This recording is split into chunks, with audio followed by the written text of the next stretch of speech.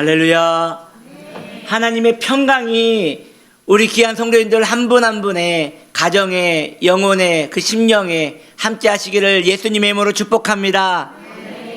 하나님 말씀 봅니다. 야고보서 1장 6절로 7절 말씀 함께 봉독하겠습니다. 오직 믿음으로 구하고 조금도 의심하지 말라. 의심하는 자는 마치 바람에 밀려 요동하는 바다 물결 같으니 이런 사람은 무엇이든지 죽게 얻기를 생각하지 말라. 아멘. 오늘 말씀의 제목입니다. 믿음으로 행하라. 함께 따라합니다. 믿음으로 행하라. 오늘 본문 말씀은 마음에 의심이 있으면 하나님께 어떤 것도 받을 생각을 하지 말라고 하십니다. 그 이유는 그러한 사람은 바람에 밀려 요동하는 바다 물결 같기 때문에 늘 일정하지 않은 그의 믿음으로 말미암아 그가 어떤 것도 받을 수 없다고 말하는 것이지요. 그래서 성도의 마음은 믿음이 있어야 합니다. 이어서 계속 말씀드리기는 성도가 결국 시험에 드는 이유가 무엇입니까? 믿음이 없어서입니다. 그렇다면 믿음이 없다는 것은 다른 말로 의심이 있다는 것이지요.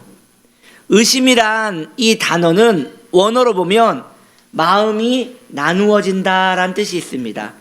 의심이 무엇입니까? 결국 하나님에게 내 마음이 온전히 가 있지 않다는 것입니다. 하나님에 대한 자신의 마음이 하나로 모아지지 않았기에 성도는 시험 가운데 빠질 수밖에 없다는 것이지요. 그러므로 성도는 하나님에 대한 믿음을 의심 없이 한 마음으로 가져야 하는 것입니다. 그렇다면 믿음은 무엇입니까? 무엇이 믿음입니까? 믿음에는 두 가지 종류가 있습니다. 그 첫째로 작은 의미의 믿음이 있습니다. 작은 의미의 믿음으로서는 구한 것이 이루어질 것이라고 믿는 것, 내가 하나님께 기도한 것이 이루어질 것이라고 내 마음에 믿는 것, 이것이 작은 의미로서의 믿음인 것입니다. 이것을 다른 의미로 이야기한다면 아이가 부모에게 대하듯 성도도 하나님 앞에서 어린아이와 같은 믿음을 가져야 한다는 것이지요. 아이는 부모와 약속한 것을 그대로 믿습니다. 어린 자녀는 부모와 약속한 것을 그 마음에 믿는 것이지요. 그래서 부모는 아이와 약속한 것을 할 수 있으면 잘 지켜주어야 합니다. 자신이 없으면 차라리 약속을 하지 않는 것이 좋지, 약속을 한 것은 지켜줘야 하는 것이에요. 왜냐? 아이는 그것으로 말미암아 하나님에 대한 믿음의 이미지를 그리기 때문이지요. 마찬가지입니다. 성도가 하나님을 믿는다 하는 것은 하나님께서 나의 소원을 응답한다고 아이와 같이 믿는 것입니다. 신앙생활을 오래 하시면서부터 신앙에 때가 끼는 거예요. 그래서 마음속에 기도해도 내가 구해도 하나님께서 응답하지 않으실 수도 있다라는 생각을 갖기에 그 기도와 그 믿음에는 힘이 없는 것이죠. 아닙니다. 성도의 마음은 아이와 같은 믿음이 있어야 합니다. 기도했습니까? 이루어진 줄 믿고 기다리십시오. 이것이 성도가 하나님 앞에 나아가는 믿음의 길인 것입니다. 의심하지 마세요.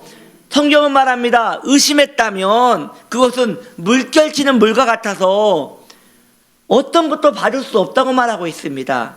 믿었다면 내 마음에 하나님을 향한 온전한 믿음을 내어드리고 기다리고 구하고 받은 줄 믿고 버티셔야 하는 것입니다.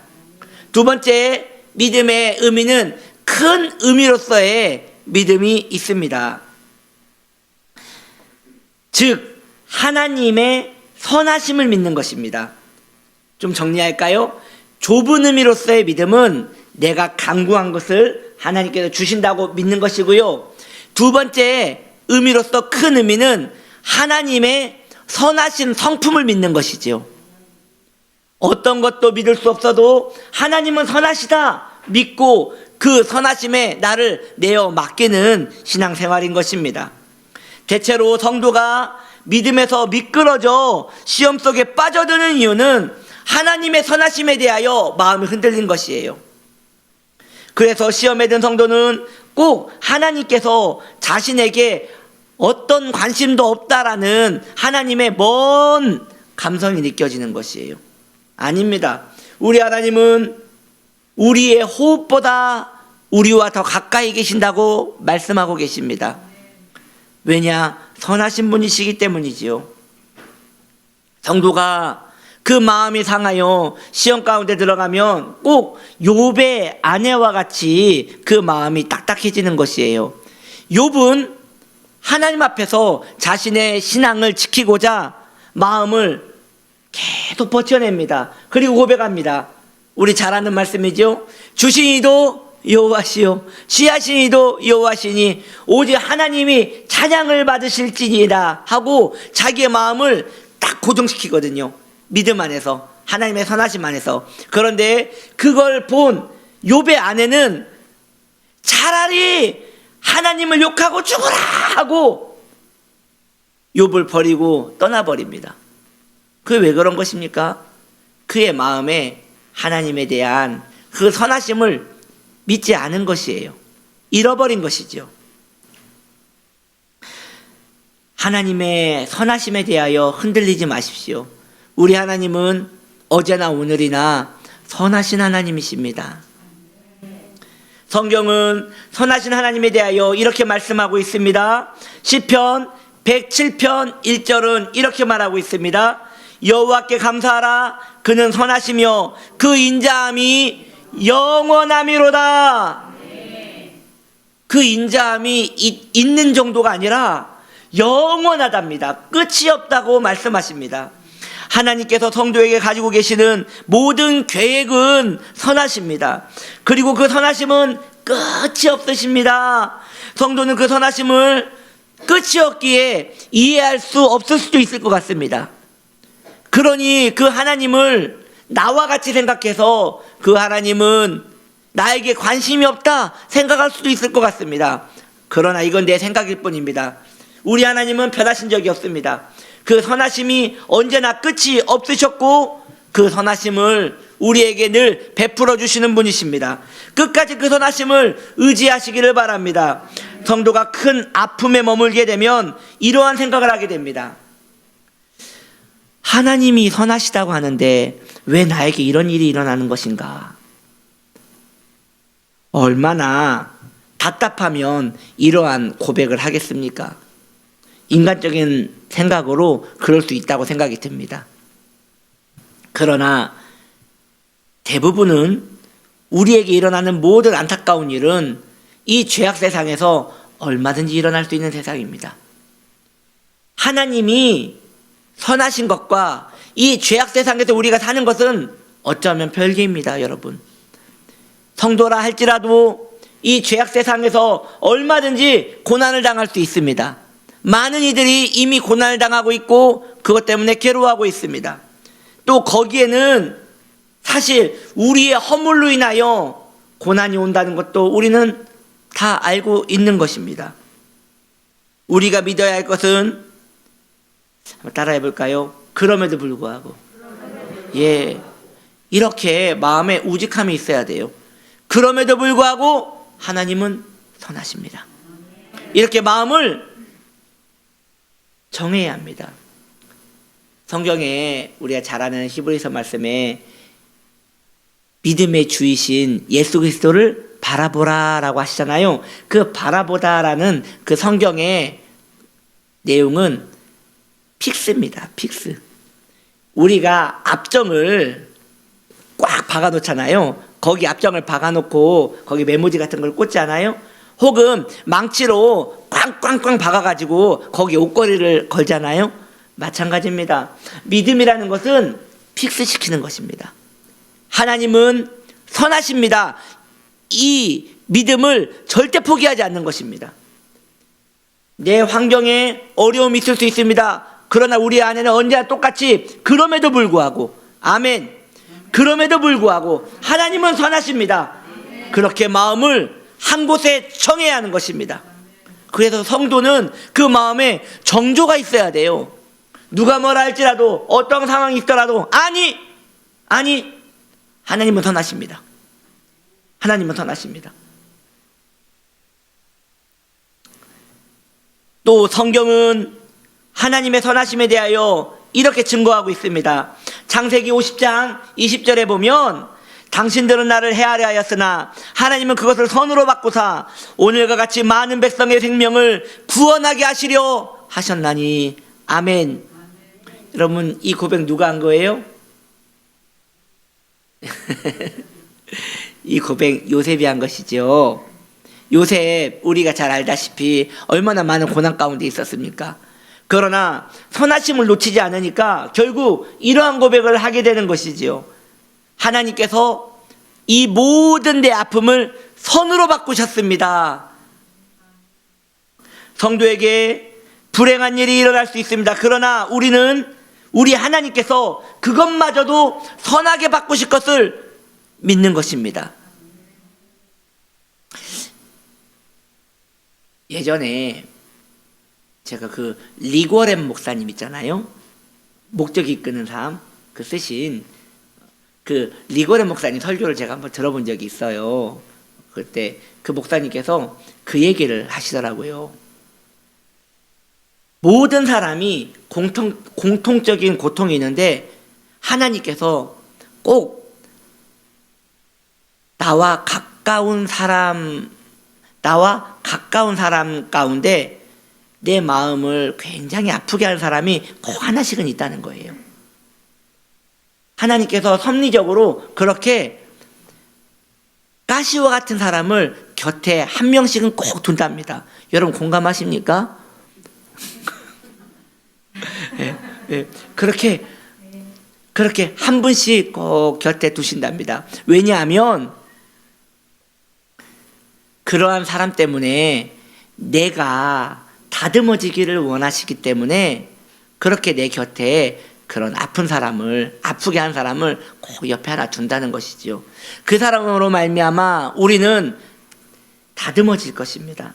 그리고 이후에 시간이 지난 다음에 하나님께서는 선하시구나, 이 모든 환경을 선한 사람으로 나를 바꾸기 위하여 사용하셨구나 라는 것을 고백하게 되는 것이지요.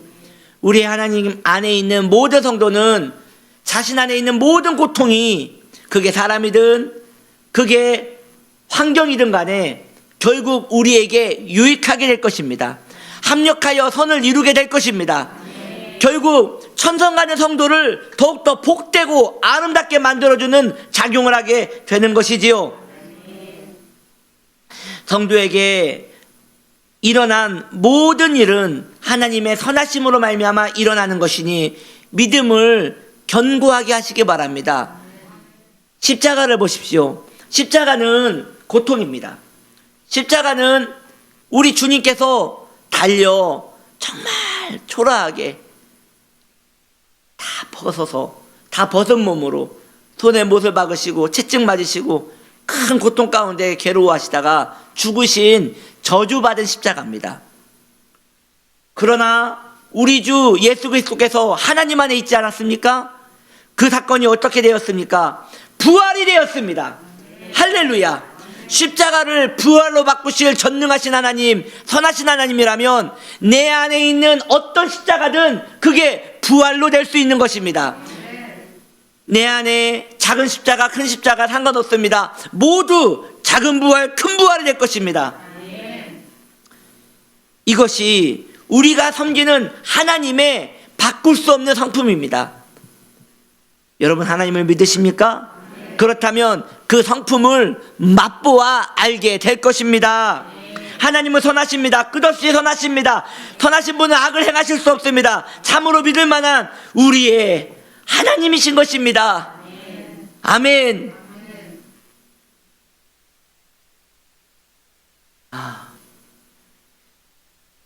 제가 너무 힘들 때 너무 힘들 때 그때 고백했던, 저를 살리게 했던 고백이 있습니다. 제가 그 예전에 그 상도동에 살았거든요. 이 보람의 상거리에서 좀 올라가다 보면 그 상도동 이 내리막길 길이 있었어요.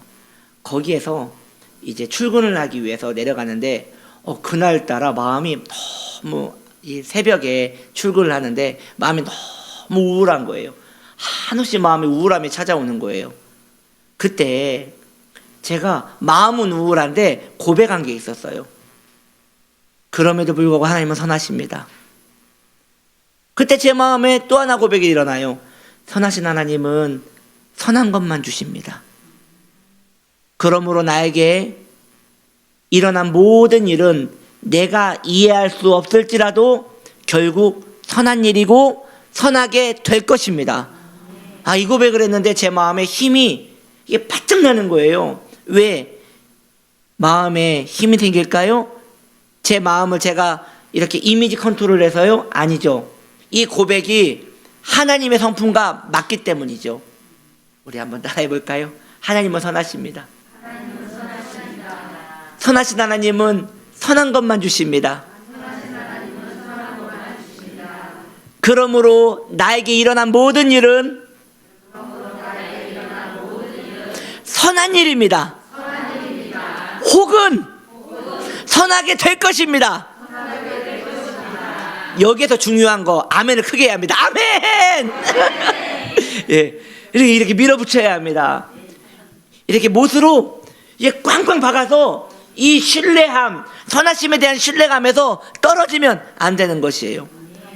그때 이후로 저는 이게 습관이 되었어요. 그래서 마음이 내가 원하지 않게 막 다운되면 그냥 무조건 하나님은 선하십니다. 선하신 하나님은 선한 것만 주십니다. 그래서 내가 보니까 나에게 일어난 일이 내가 볼 때는 선한 일이 아니거든요. 그래도 이것은 틀림없이 선하게 될 것입니다. 왜냐? 내가 누구 안에 있으니까요? 하나님 안에 있으니까요. 성경은 하나님께서 얼마나 믿을 만한 분인지에 대하여 이렇게 증거하고 있습니다. 시편 9편 10절에 이렇게 고백하고 있는데 한번 우리 같이 읽어볼까요? 시작. 여호와여, 주의 이름을 아는 자는 주를 의지하오리니 이는 주를 찾는 자들을 버리지 아니하심이니이다. 아멘. 하나님은 절대 안 버려요. 그분을 의지한 자를 절대 버리지 않으세요. 그러면 사람은 사람을 버려요. 환경은 환경을 버려요. 사람을 버려요. 돈은 사람을 버려요. 모든 것은 다 버려요. 성경은 가슴 아프게 있을 수 없는 일도 우리에게 일어날 수 있다고 얘기합니다. 뭐라고 얘기하느냐?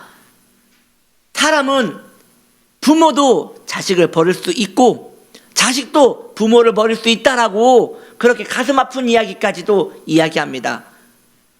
그러나 부모가 자식을 혹 어려운 환경 가운데 버릴 수 있을지 몰라도 우리 하나님은 안 버리십니다. 우리 하나님은 끝까지 우리를 지키시는 좋으신 하나님이십니다. 그렇다면 그 하나님을 우리가 어떻게 믿을 수 있을까요? 그 하나님을 믿는다는 것은 우리의 삶에서 어떻게 발현되는 것일까요? 이에 대하여 여러분과 세 가지를 함께 나누기 원합니다. 그 첫 번째, 은혜 받으셔야 합니다. 사랑하는 성도님들이요, 은혜 받으셔야 합니다. 믿음은 은혜가 임할 때 더 굳건해지는 것이에요. 은혜는 하나님의 성품이 성도의 감성에 물드는 것이거든요. 그래서 성도는 은혜를 받아야 그 믿음이 굳건해지는 것입니다. 그러므로 아이와 같은 마음으로 예배에 참석하십시오. 그리고 설교에 마음을 쏟아 집중하십시오. 그렇게 하셔야 은혜를 받을 수 있는 것입니다. 설교가 들리기 시작해야 마음에 은혜가 임하는 것이에요. 그래서 드리는 말씀인데, 여러분, 물론 제가 알아요. 제가 굉장히 사랑스럽게 생긴 거 제가 아는데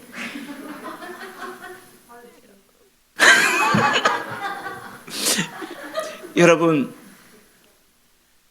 혹 제가 사랑스럽지 않더라도 제가 전하는 말씀만큼은 정말 사랑스럽게 들으셔야 합니다. 그래서 성도가 목사에 대한 이렇게 편안한 마음을 가지는 것은 굉장히 중요한 것이에요. 왜냐하면 목사에게 또 마음이 상하면 설교가 안 들리기 시작하거든요. 그래서 드리는 말씀인데요, 조금이라도 목사님에게 뭔가 좀 이상한 마음이, 상한 마음이 혹 있다면 빨리 쫓아오셔가지고 따지셔야 합니다. 목사님 그때 왜 그러셨냐고. 그때 저한테 제가 그래서 그것 때문에 제가 마음이 상했다고 왜 이걸 꼭 얘기하냐면, 그것 때문에 예배 시간에 설교를 듣는데 방해가 되신다면 그것은 그 성도님에게 큰 문제가 됐기 때문이에요. 여러분, 은혜 받으셔야 돼요. 은혜 받으셔야지 믿음이 굳건해지시는 거예요. 그래서 여러분, 저를 좋아하셔야 합니다. 저에 대한 제가 저에 대한 담임 목사에 대한 마음이 편안하셔야 돼요. 혹시 이것에 대하여 뭔가 안타까움이 있으면 뭐 다 그런 거지 뭐. 아니 목사님도 사람인데 뭐 다 그런 거지 뭐 이러면서 그냥 뭐 내가 믿음으로 참아야지. 그래서 견디면 좋고 넘어서면 좋은데 못 넘어서면 안 돼요. 제가 차라리 이렇게 이야기를 하시고 마음을 나누시는 게 그게 편하신 것입니다. 은혜 받으셔야 돼요. 은혜 받는데 이만큼이라도 불편한 게 있으시면 안 돼요. 두 번째, 말씀을 가까이 하셔야 합니다. 그것이 믿음의 근거가 됩니다. 믿음의 근거는 성경에 있습니다. 믿음의 근거는 성경에 있어요. 그래서 성경을 통독하시는 데 있어서 꼭 시간을 사용하셔야 합니다. 눈이 침침하셔서 성경을 보시기 어려우시다면 듣기라도 하셔야 돼요. 그래서 하나님 말씀을 가까이 하심으로 믿음을 자기 마음에 세우셔야 하는 것입니다. 성경은 하나님의 영감으로 쓰여진 것이거든요. 그래서 육신의 눈으로 성경을 읽으시려고 하면 이해가 안 될 수도 있고 마음에서 튕겨낼 수도 있는 것이에요. 그렇다면 어떻게 할까요? 성경을 읽을 때 꼭 이와 같은 기도를 하셔야 합니다. 제가 지금 말씀해 드릴 테니까 기억하셨다가 성경을 읽기 전에 꼭 마음으로 짧게라도 기도를 하시고 성경을 읽으셔요. 지금 내가 보는 이 성경은 하나님의 말씀입니다. 주여 종에게 말씀하소서, 종이 듣겠나이다. 이렇게 기도하시고 성경 앞에 성경을 읽어 내려가기 시작하시면 하나님께서 여러분의 영혼의 눈을 밝히사 그 믿음의 양분을 부욕해 해주실 거라고 믿습니다. 세 번째입니다. 믿음을 세우기 위하여 정말 필요한 것은 여러분 기도하셔야 합니다. 기도는 하나님과 교제하는 것이에요. 사랑하는 성도님들, 기도는 어렵지 않습니다. 내 고민을 하나님께 아뢰어드리는 것이에요. 내 고민을 사람에게 아뢰어드리면 이것은 허물이 됩니다. 그러나 내 고민을 하나님께 아뢰어드리면 하나님께서 그걸 응답하시고 우리의 믿음의 기반이 되게 하십니다. 선하신 하나님을 믿고 선하신 하나님에 대하여 마음을 쏟아 그 하나님께 긍휼을 입기를 축복합니다. 우리 교회는 새벽 6시에 온라인으로 새벽 예배가 있거든요. 유튜브에 치유나무교회라고 6시에 치면요 그 예배가 시랑 예배가 있습니다. 그 시간 그걸 짧게 보시고 그 시간을 바로 연이어 여러분 기도하는 시간을 가지십시오. 왜냐? 하루 종일 기도하는 시간을 만들기가 쉽지가 않습니다. 우리의 일상이 늘 톱니바퀴 돌아가듯이 계속 일이 있고 그 다음 또 일이 있고 그 다음 일이 있기 때문에 그 일을 다 마치고 저녁에 기도한다는 것은 참 힘든 것 같아요. 성경은 아침의 시간을 깨워 기도하는 것을 권면하고 있습니다.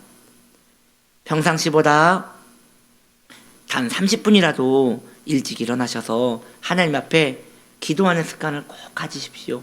그래야지 믿음의 그 여정을 걸어가실 수 있습니다. 기도하셔야 합니다. 기도하지 않으시면 믿음은 힘을 잃어버리게 됩니다. 말씀을 정리하겠습니다. 성도가 시험에 빠진 이유는 결국 선하신 하나님에 대한 의심이 생겼다는 것이에요. 그럼에도 불구하고 선하신 하나님을 찬양하십시오. 그 믿음은 절대 실패하지 않을 것입니다. 우리를 회복의 길로 결국 인도하실 것입니다. 믿음으로 신앙의 빛 가운데 나아가는 복된 성도님들 되시기를 예수님의 이름으로 축복합니다. 기도합니다. 하나님 아버지, 우리에게 믿음을 주시어 우리가 주님을 끝까지 신뢰할 수 있는, 선하신 하나님을 끝까지 믿고 따라갈 수 있는 굳센 믿음을 허락하여 주시옵소서. 예수님의 이름으로 기도드립니다. 아멘.